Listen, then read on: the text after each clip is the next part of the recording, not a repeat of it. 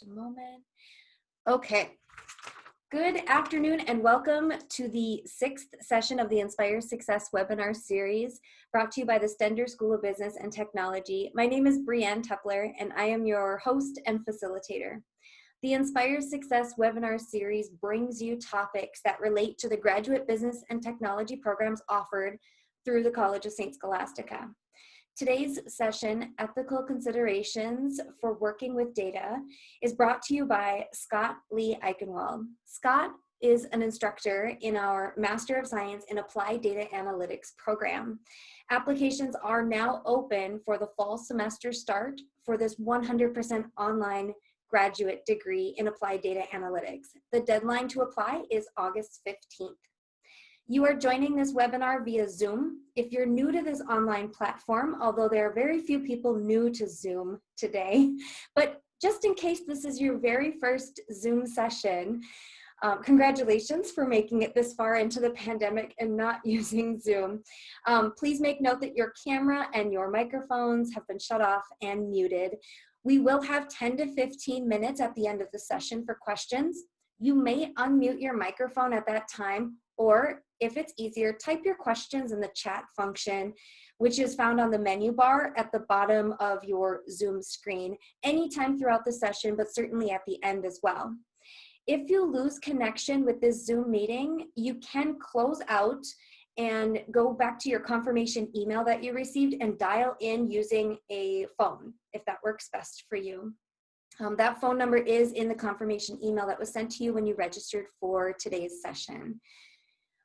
This is going to be our first webinar where we'll have a little more interactive commentary. So Scott is going to ask some questions possibly throughout the presentation, and he really invites you to interact by chatting answers and asking questions all throughout. In the past webinars, if you've been to those, we've held off questions until the very end, but Scott is an instructor and he really likes that interactive action throughout the webinar, so that is welcomed for this session. If you end up having to leave the session early, I am recording this. I will send it out before the end of business today, which is Tuesday, May 12th. I've asked Scott to introduce himself, so without further ado, let's get started.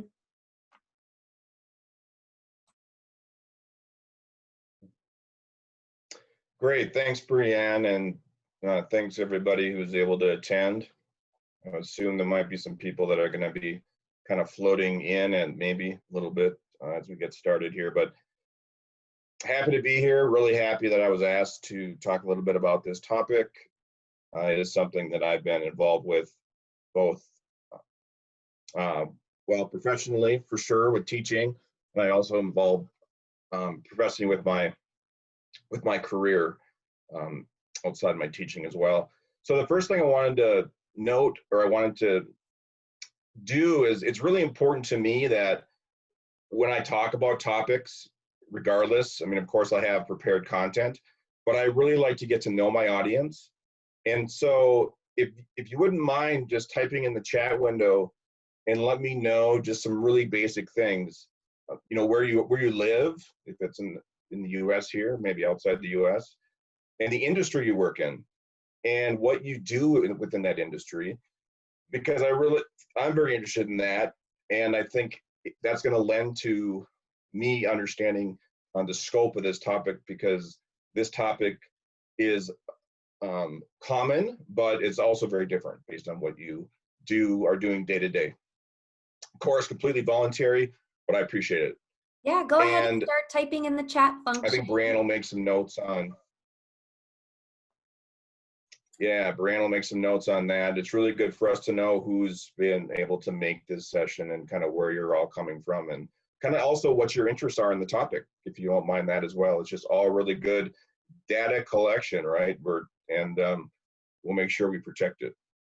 All right, Scott, it looks like a lot of people I want to spend just already... a few minutes talking about me. Oh, sorry for the delay, Scott. There's, I just wanted to mention there's a lot of HIM, HIT, healthcare, and then businesses like software development, finance, massage therapy. There's some business owners in here, and we've got quite a few Minnesota cities represented. So just to give you a quick summary there. That's great. No, that's excellent. All apply to data and the importance of keeping it safe for sure, and the ethical considerations. So just a few minutes about me, just to give you some understanding about why I might be qualified to talk a little bit about this topic. So I grew up in Duluth. I'm a Minnesota native. I've actually went to the College of San Scholastica for my undergraduate degree, which was in psychology. I've had the opportunity to live a couple of years in Europe, which I had some exposure to this topic. Last 5 years, I've actually been blessed to be able to live in Montana. So it's beautiful in Montana, and we're not quite as affected by the big elephant in the room, COVID, because we like our big sky here. So I've got a master's degree in software design and development from the University of St. Thomas in St. Paul. And I also focused within my studies, I focused on a topic called human factors, which is very dear to my heart because it really allows me to kind of sync my two, I guess, interests, which is people, psychology, and then software, the creation of usability within software. So I've been working within medical technologies for going on almost 20 years now, primarily within health or medical devices. And again, Minnesota is a huge medical device mecca worldwide. So it's given me some great exposure to work in this industry. I worked within cardiac rhythm management. I worked within remote patient management, infusion systems, interoperability, again, all about systems connecting devices, which I'll talk a little bit more about later. And then when it comes to privacy and information, of course, we can't forget about HIPAA, the Health Information Portability and Accountability Act, which I deal with day to day, well, not only in my teachings, but also in my workplace.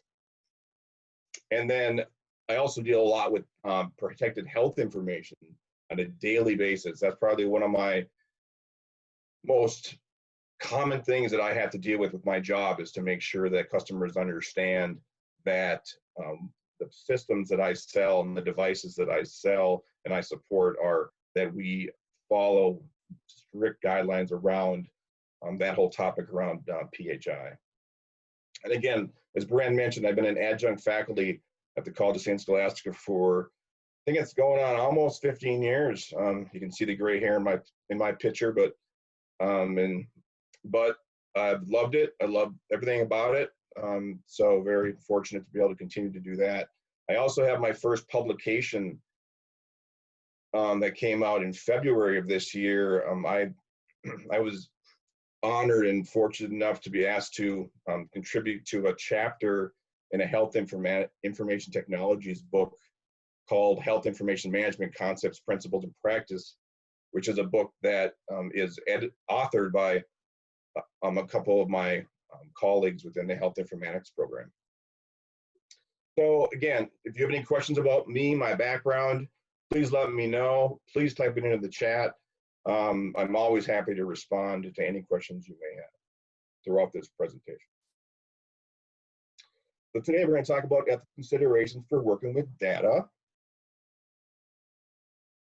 And the objectives, these are the objectives of my session. And basically at the end of this webinar, I just hope you'll have a greater understanding of the information that I'm going to be presenting, so that are on this slide. This is the outline of the things I'm going to be covering today.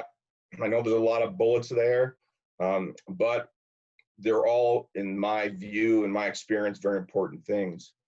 I chose areas of focus that I think address this topic really comprehensively. I would like this session to be interactive, so do not hesitate to stop me at any time to ask questions, again, via the chat, and provide comments, any personal insight you have, examples, etc. All great things, because I do like to make sure that what I'm talking about is very meaningful to my audience. So the statement that I have on this slide, I think this is really the big problem around data generally, is we just have a lot of data that's being created, stored, which of course needs to be analyzed. And all this data causes ethical and privacy concerns. Now, this cartoon I think is really funny because it's a good visual to really demonstrate the idea that data really is something that we should be protecting, and it should be learned at a very early age. And I think, as we all know, our kids are growing up with electronics very early, and it's just interesting that, you know, in this comic, this child would actually say that to his teacher, and I think that's really telling. And I even think about the fact that, you know, when we're born, right, we're immediately, our personal information is collected and recorded, whether it's handprints, footprints, etc. And that leads to the whole topic of biometrics. So just think about some ethical concerns just with that simple example I just raised. And I believe, as with many things in life, education is key, and working with data is no different. So, but with the appropriate safeguards in place, the topic of big data management, which we're about to get into, will become much less intimidating. Now, how could I not have a presentation and not talk about COVID-19? So I just wanted to just bring this up at the beginning here, just because I think COVID-19 is going to change the landscape of data. And I put some what I call data consequences on this slide. And I don't know if you've heard about the Apple and Google partnership around COVID-19 with contract tracing technology. And I'm not going to get into it in detail here, but I did provide a link that feel free to read up on when you get an opportunity. Because when you look at high-tech surveillance, I mean, you really have to think about that. There is purpose for it. However, is this technology that's being developed per se just because of something like COVID-19? Is this actually something that it will be effective and it's going to solve the problem at hand? And we also need to make sure we're thinking about things that come to light because of something like a pandemic, and make sure that we're not jumping into it too hastily as well. And then working from home, you know, again, I mean, organizations have had to basically make decisions on the fly, and oftentimes going against the grain of what they really believe is their company culture, from working from the office, and had to quickly change to working from home. And I really see this as a COVID-19, I call it a consequence, but I think companies had to pivot very quickly and educate all their employees about how they're going to work from home, how they're going to set up their office, how they're going to secure their data, protecting that personal information, that personal health information for those that work in healthcare.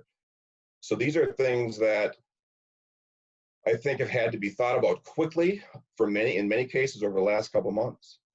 And it's going to continue to be a thought as we move forward and into the future.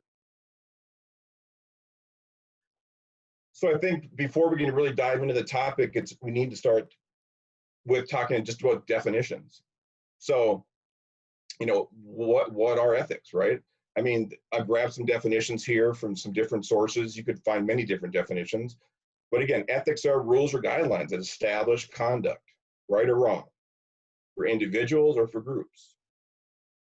And for example, code of conduct express, you know, relevant standards, and these standards are going to vary based on the field that you work in. And considerations of the ethical considerations, it's really about applying these ethical disciplines to what you do, because again, there's many different areas where data is collected. And then the whole concept of data, data is collected and measured and reported, analyzed, right? And analytics. So again, there's a set of quantitative and qualitative approaches for delivering insights from data, and that's really what we're going to get into in much more detail through this session. How data is used and extracted, and how it's important to make sure that we're following ethical guidelines when we're utilizing this data.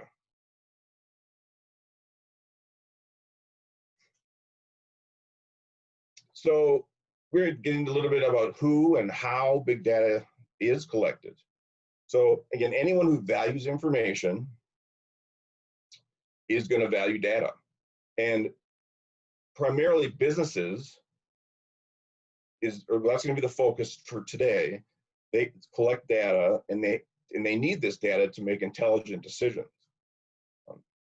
Now this comic is funny to me because I just think it's a paradox of, does somebody really stare in your window to collect data on you? Probably not, or we hope not. But again, it's interesting that that's what the person in this comic would think about somebody looking in their window. So big data is defined as extremely large data sets that may be analyzed to reveal patterns, trends, associations, especially to human behavior and interactions. So data collection, after all, is a science, and therefore a method is essential for data collection. And that method is going to vary depending on the goal of who is actually collecting that data. Now, solid data collection is definitely important to ensure in any field of study or data preference that, the strategy behind collecting that data is intended for what that data is going to be used for.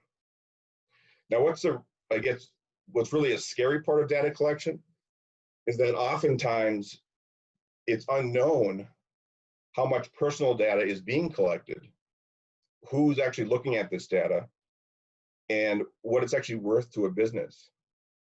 So every day, hundreds of companies, or may not even know, are collecting your data. And this information needs to be protected. And one of the biggest people that collect data are known as data brokers. And what data brokers are is they're entities that collect information about consumers. And these data brokers collect it for companies or for individuals. You can even think about Facebook as a data collector. And I found one statistic that was posted a little over a year ago that I found very enlightening.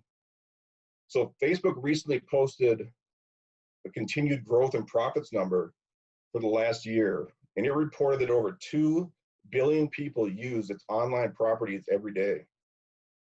So it appears that users are unaware, or they don't care how their data is being sold freely, or more accurately, they may not understand the ramifications.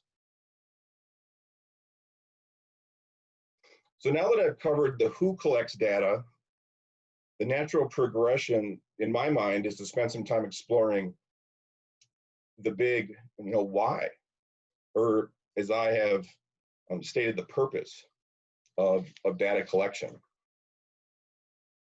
So the quote that I put on this slide, it does sound a little scientific in nature. However, I do think it sums up the purpose of collecting data, and I think it clearly covers the wide spectrum of those who collect data. So there's numerous reasons we're collecting data, it primarily based on the motives behind it. And some motives, for example, that come to mind for me, they could be criminal activities such as fraud, identity theft. However, I want to focus the majority of my thoughts today and conversation around business and marketing related reasons. So the bottom line is that data helps companies learn about their customers. It enables companies to realize trends and the way that people may change their opinions or behavior over time under different circumstances. It lets businesses segment their audiences into different customer groups. It facilitates decision making. It improves the quality of those decisions that businesses make. And it also helps to resolve issues that businesses may be having.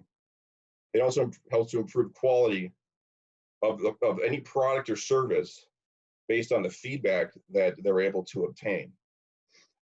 Now, I wanted to talk about a quick example that, because as I mentioned a little bit earlier, I used to travel a lot before COVID, and I'm also interested in the idea of machine learning, or it's known as the Internet of Things, actually. And when I walk through airports, and you look at vending machines, for example, that's one example of people that are purchase things out of vending machines. That information goes back to the people that supply the product, and they are making decisions based on what is being purchased. And if they realize a product isn't being purchased, they will stop putting that product in the vending machine. And that is just one example of how intelligent data is used to improve a business decision. Another thing that's smart nowadays is garbage cans. And I bring up this topic because I also find that very interesting, that they now are able to track and know if they need to go collect from a garbage can. So they don't just go on routes anymore and just randomly do the same thing over and over again. They will make their route decisions based on if those actual cans need to be emptied. So again, all data coming into businesses, and they're able to make much smarter decisions because of that. So in theory, raw data is just a vast number of bytes of information. Yes, we must remember not to diminish the data because it's very powerful and valuable. This is well known to those who rely on the information, whether the intent is for good or maybe devious purposes. To capture that true value and use it, it has to be translated into data analysis with the aim to find credible and conclusive answers to questions that help drive decisions. So to close on the why, I just want to review that companies use big data by combining information from diverse sources to create knowledge, make better predictions, tailor services. However, big data has also been highly criticized in the last few years as breach of privacy, even potentially discriminatory information has come to light. This opens the door to a world of ethics and the use of data, and why it's so critical to understand the topic, not only as someone who collects the data, but for all of us, because we are the source of the data. And please reflect on that, because I think that is a very important point to take away from this, is that everything you do on a daily basis, you are providing data to somebody who is using that for their own individual purposes.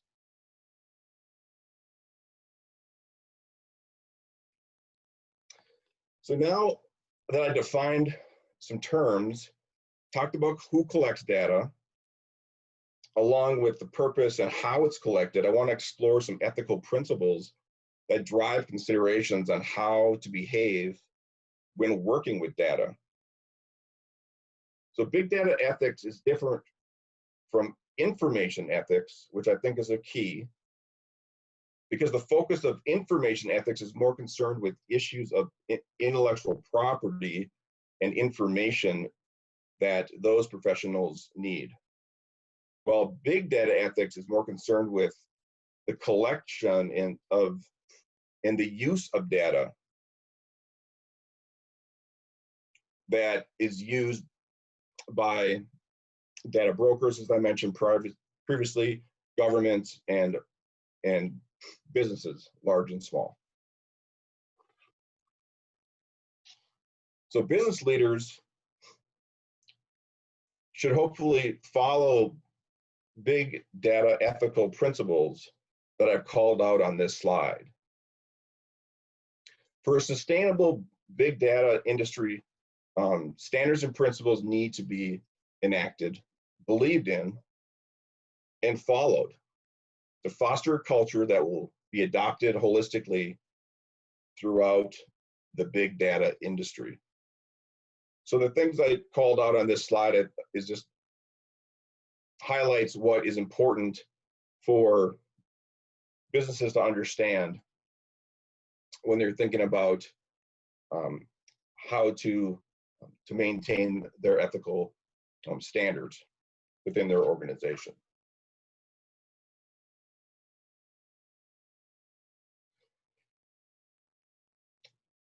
So this actually comes directly out of a textbook that I use for one of my ethical courses that I teach. And it's really important that once you establish a core of principles, then it's important to create a sustainable process that can be worked into policy, you can train against it, and followed up on to ensure retention of that information and compliance in action. So this is a ethical decision-making process that I ask my students to incorporate into all the activities that we do throughout the term.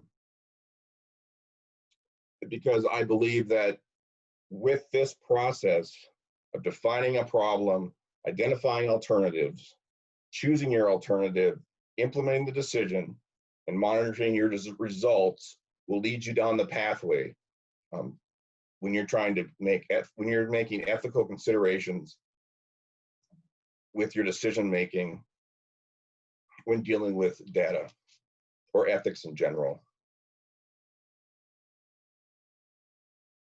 So now we'll get talking a little bit about sensitive data and versus non-sensitive data. So sensitive data, as the definition is defined here, is data that's required to be protected from being accessed by unauthorized parties. And you can see that there's three main types of sensitive information that exist: are personal, business, and classified information. I think we mostly, why is data sensitive? Well, I think we primarily think it's sensitive because it can be used to cause harm if used in the wrong way. And I think we mostly think about in our daily lives with banking information, online banking, your social security number, anything that has a unique personal information that can be used to identify you, if used in the wrong way, can eventually lead to harm, such as identity theft and so on. So I work in the medical field and I interact with healthcare delivery organizations every day. And I sell technology that's used with patients. And as I mentioned a little bit earlier, one of my primary responsibilities is to work with hospitals who purchase products and systems to provide healthcare.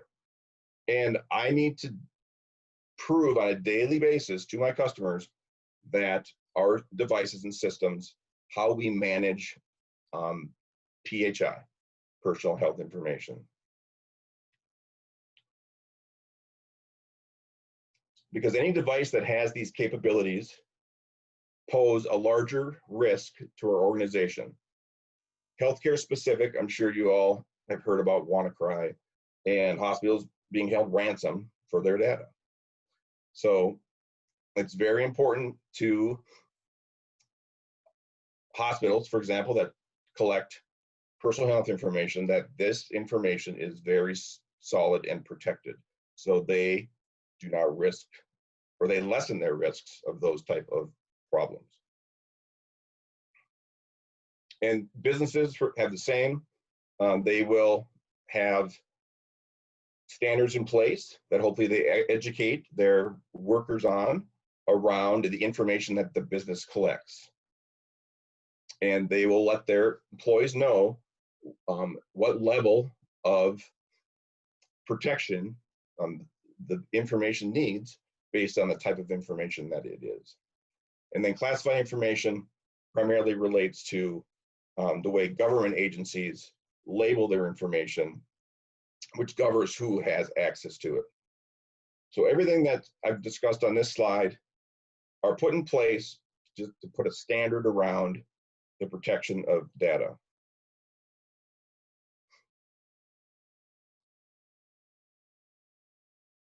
Now, non-sensitive data, in contrast to sensitive data,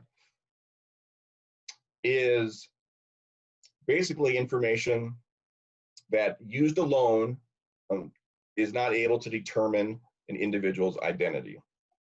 So however, non-sensitive data is not considered delicate. It is considered information that used along with other information still could provide a way for someone to get at your personal information. So even though it's not sensitive and not is deemed necessary to protect, it is becoming more and more important that it does have protection, because it's known that it can be used against you as well. So some key takeaways from sensitive versus non-sensitive data is that personal identifiable information, PII, is information that when used alone or with relevant data can identify you. Sensitive information includes anything that can be used as a unique identifier. Non-sensitive information, it can be easily accessible from public sources, such as your zip code, your race, your gender, your date of birth, etc. So regulating and safeguarding personal information, in my opinion and research, will likely be a dominant issue for individuals, corporations, and governments for years to come. So data theft and privacy concerns have emerged as competitors of big data and big analytics. Data ethics, the right or wrong conduct, and the relate to handling data in daily public use. On this slide, I called out some professionals that it's their job to work with data. And as you can see, I've called out some titles that I know from that they use. Their primary job is to work with data. And you can see, based on their education, experience, and so forth, they can actually make a pretty hefty salary. So these type of jobs are not only in demand, but they're very much of interest for people who have an interest to work with data. Now, the people that choose to go into this field to work with data, they have to realize that there are ethics that go along with how you need to work with data. So, and the reason that organizations need these people is that they have to analyze a higher volume of data every day. The large growth of data demands the use of data management techniques. And if you aren't careful with how you manage your data,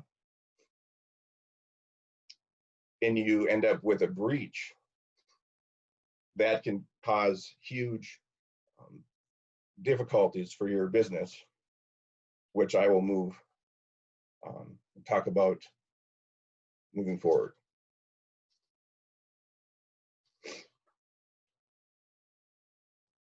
So now I'm going to spend some time talking about the consequences of misusing data.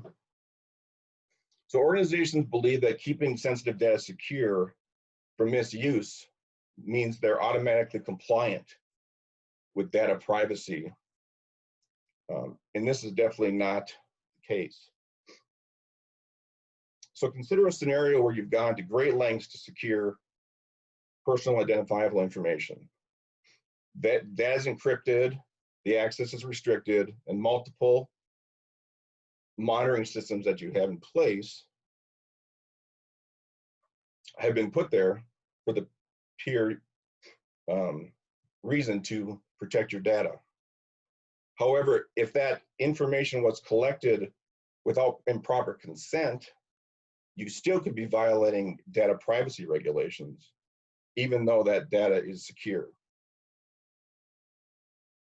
While finding the right solutions to work with data parallels how best to ensure you're keeping data secure so it does not get misused. Data breaches are a constant threat to every organization, and the costs associated with these type of incidents can be very high. In some cases, could actually threaten the ability of a company to continue in business. So therefore, it's extremely important for businesses to identify the threats and therefore put things in place that are to reduce their exposure.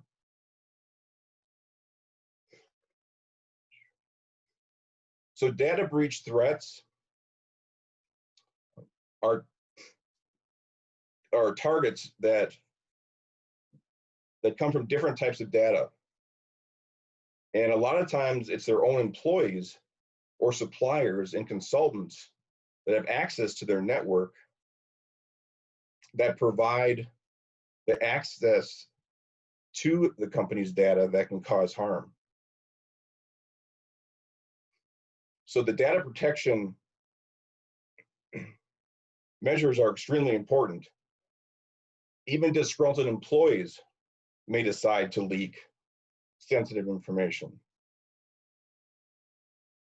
So data breach consequences, the consequences for businesses that experience data breaches are severe and increasing.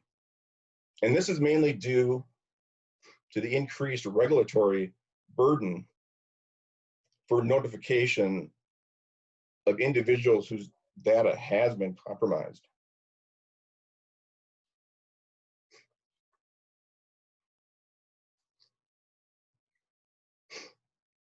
So I wanted to talk a little bit about the tool we're using today, Zoom, because the COVID-19 pandemic has forced millions of people to stay home over the past 2 to 3 months. And this tool was actually compromised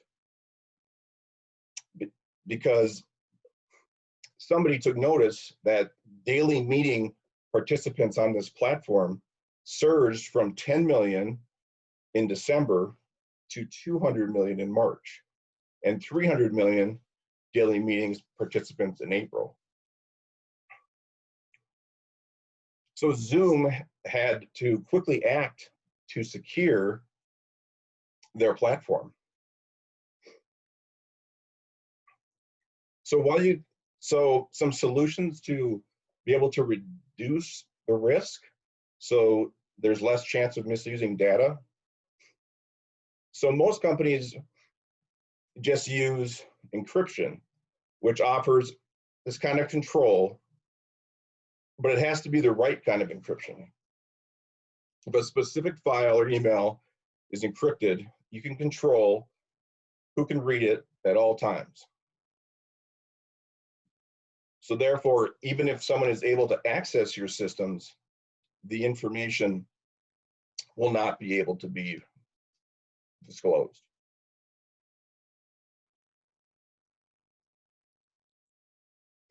So we just talked about how to protect data from misuse and consequences of breach. As someone like myself who works with data, it's important to know how to protect it. From the point of view and from my point of view and experience, it's important that these protections start from the beginning, which is part of a development process. This can apply to both hardware and software. Once a product is out the door, it's much more difficult to make changes. The golden rule to an engineer is to make sure that you design security in from the beginning. Ensuring that your software is secure is one of the main challenges developers face on a daily basis. It's not only enough now to just test the software only at certain stages, because this can cause critical vulnerabilities to be overlooked. And this is exactly what people that are trying to use the information for malicious means are looking for. So software development companies use what's called a secure software development lifecycle to be able to protect how they're creating their software, to make sure they're designing security from the inside out. So securing data in transit and while in storage is very important. This is something I work with on a daily basis, because the devices and the systems that I provide to customers all have data that's moving and need to be stored. So enterprises will choose methods to secure their data while in transit, such as SSL, TLS, FTPS, which I've mentioned on this slide. And this helps to protect the contents of the data when it's moving. For example, from my case, from a medical device into a server system, and then maybe into an electronic medical record system. And then when the data is at rest, that's also extremely important. So when the data is sitting on a device or within a server, it also is protected, so somebody cannot easily access that data.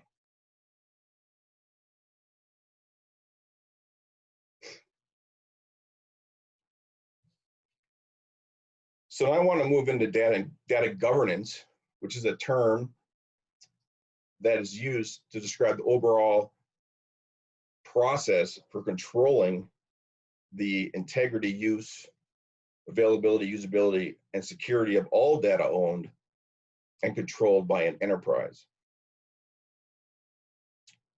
It's commonplace for an enterprise to appoint a team to oversee these becoming more complex data governance programs. And I made a note of some popular data governance programs, but there are many more than this. So the CCPA is a statewide privacy law that regulates how businesses all over the world are allowed to handle the use of personal information for specifically California residents.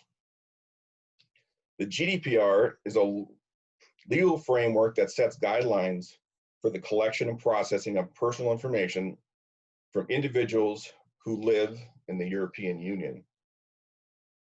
Now, this also affects US businesses that have their data moving outside the US, they also need to follow the guidelines set by the GDPR. The Brazilian General Data Protection Act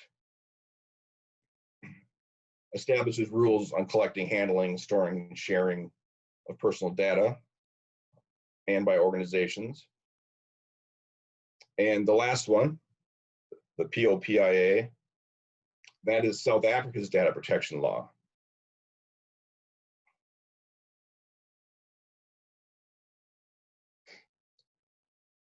So I wanted to provide just a couple examples. And the first one I chose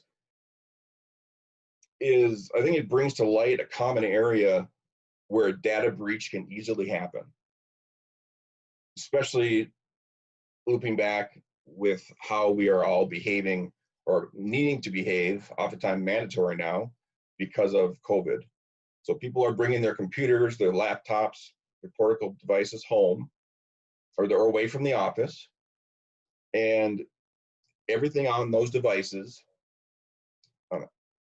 has personal information, whether it's considered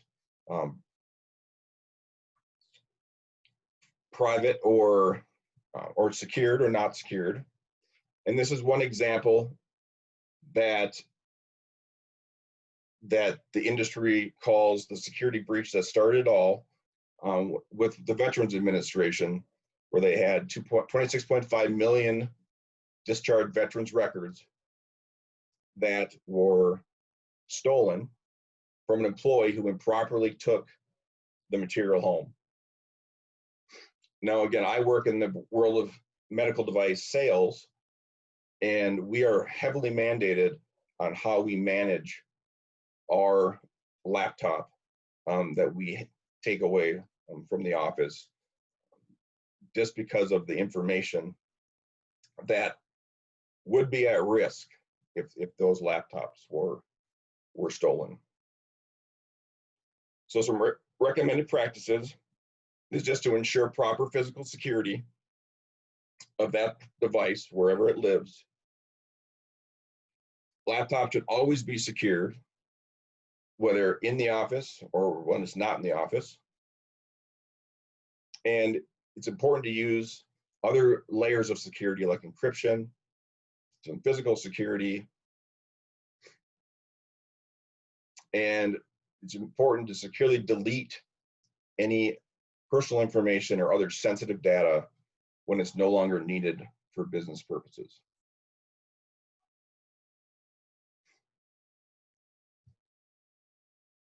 In another area that I think is oftentimes overlooked is the insecure storage or transmission of personal information and other sensitive information. These records, financial data, etc., is important to be kept secure. Saving the files in an unsecure place or anywhere that it can be, where it can be found publicly, could cause some data to be breached, which could lead to some very serious consequences. So especially when you're working from home and you're needing to move information from your computer, maybe back to your employer's networks, make sure you know who has access to the folders before you put your data there. Make sure you don't put sensitive information in locations that are accessible publicly. And just make sure you transmit sensitive securely. Don't use open unencrypted wireless when working with or sending the data. This brings up an example of home networking. So some people's home networks aren't secure. So now that you're working from home, it's important that you understand how to secure your network.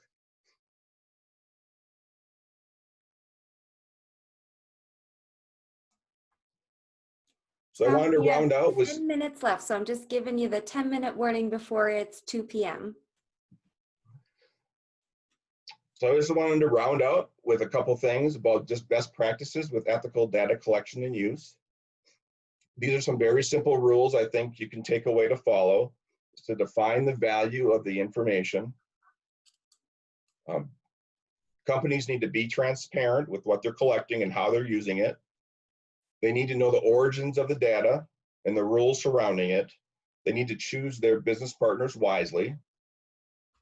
And they need to look a little bit deeper into their ethical data management practices.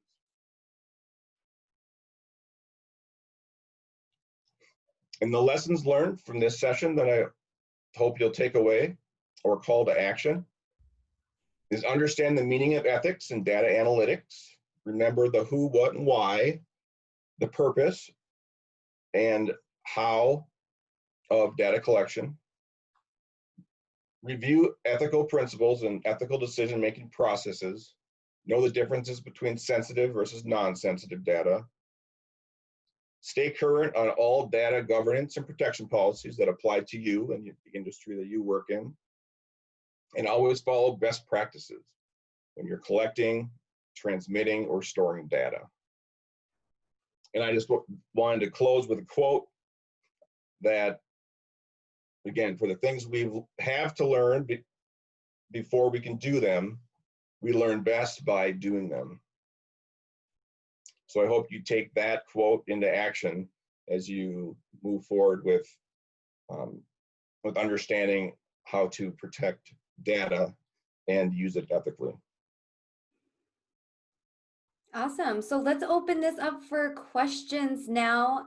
And while you're going ahead into the chat function and starting your questions, I've got one to begin with. Scott, I think of all of the apps on our phones and our tablets that we can sign up for.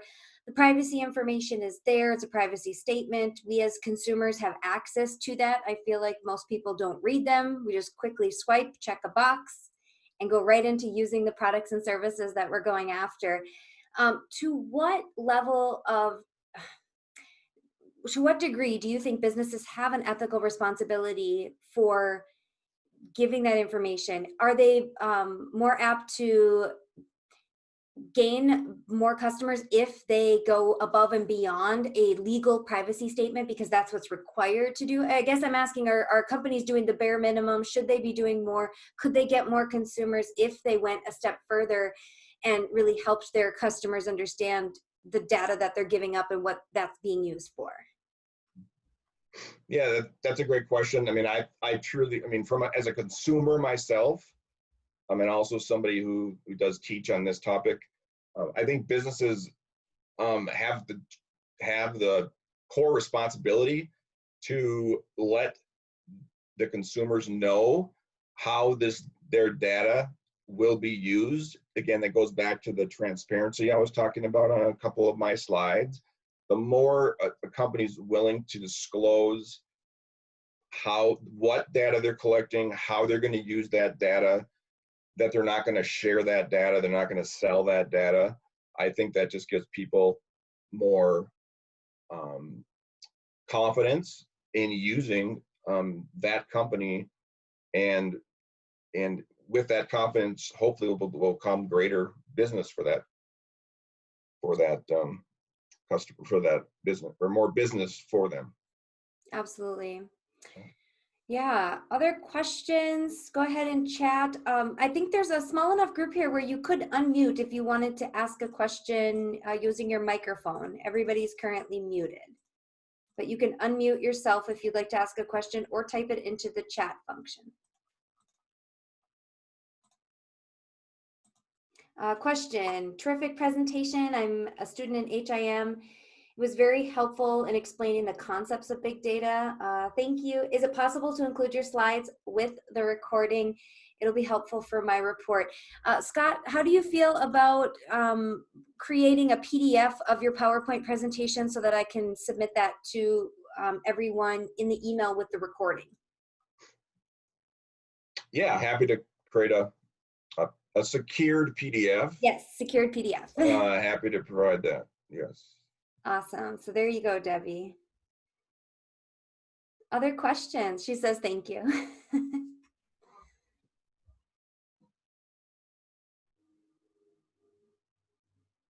We had folks joining us from all over. I saw Seattle on as one of the locations, and central Minnesota, quite a few from Minnesota, of course. Colorado, so that's a little closer to you over there in Montana. Yeah, same time zone for sure. Donna Thompson says, thank you, very informative session. We've got about 5 minutes left. Are there any other questions? Well, I think the takeaways, oh, here we go. Can you comment on where China is in relation to big data versus the United States as it relates to the future of technology? I can definitely comment on it. I haven't done extensive research, but I know China has data protection governance. I didn't call out their specific governance, such as I called out the European with the GDPR, and but I do know they have a particular governance policy that you could look up for sure and find out more information about it. But I don't know enough details or specifics to speak extremely educatedly on China's particular policies. But I know they do have some specific guidance around data protection. Fair enough. How does big data compare in other countries compared to North America? So does this put North America companies at a disadvantage when other companies have, a different way for their data? Well, I know the market. The trend is that the GDPR is a very comprehensive and very strict governance policy, and the U.S. doesn't have anything that directly aligns with what the GDPR has. And I know that. So when I lived in Europe for a few years, and I was selling medical technologies that had, of course, data sharing. It was critical that the data that was coming out of Europe was not sent back to the US. Everything had to be stored in Europe. And we actually had to follow very strict data protection policies that at that time came out of Belgium. Belgium at that time had the strictest policies with data protection of electronic data. So we had to follow their guidelines for all of the health information that was being collected from the devices. Okay. So I think the European standards are seen as stronger, and from in a general point of view. But the U.S. again, many U.S. companies are global companies, so they need to follow guidance like the GDPR. Even though we're an American company, that our data is leaving the U.S. So that means that any data we're collecting from somebody who lives outside U.S. and Europe, we have to follow the guidelines. So we're protecting the data following the GDPR standards. Yeah. Okay, we got a couple more questions here. Is there a good source for where we can go to learn how to send emails securely from a personal email? Well, your email provider takes on the burden of securing your emails. So if you use, I'll just say Gmail, for example, I mean, your emails are within their servers, their environment. They are the ones that are deemed with protecting your data. So if you're sending an email from your email and sending it somewhere else, then that would go into those email servers, and it would just depend on the protection of those particular email servers. I mean, you could go to the extent of sending emails that are encrypted. There's software programs. I don't know if you've ever had to communicate with your bank or communicate with something like that, where they're actually sending you a link that you have to log into, provide a password, a username, password, to be able to access or email each other. That's another level of security to protect your email traffic. Good, yeah. But just, yep.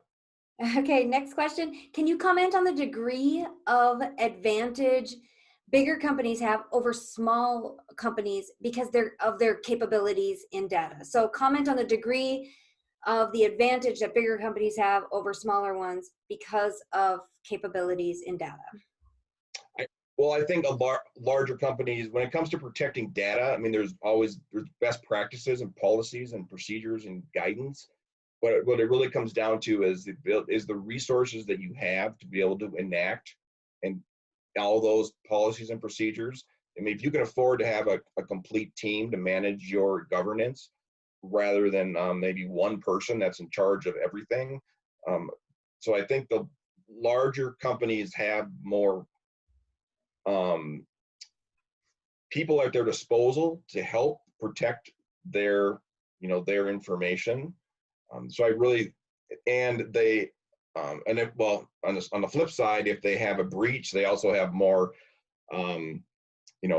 more money per se to dealing with the breach, and or maybe small companies normally need to hire out or they need to consult with data privacy professionals. They don't have them in house. So now that's a good. I think that's a matter of fact. I think that's a good thing for even big businesses to not only have in-house, but also consult with third party, because it's always good to get somebody looking in from the outside on how you're protecting your data.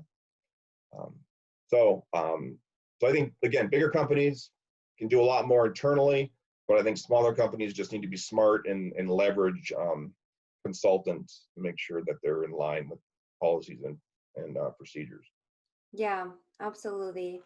Okay, I think I've answered every question. I'm getting lots of thank yous on the chat function right now. I'm going to stop the recording. Let's see here.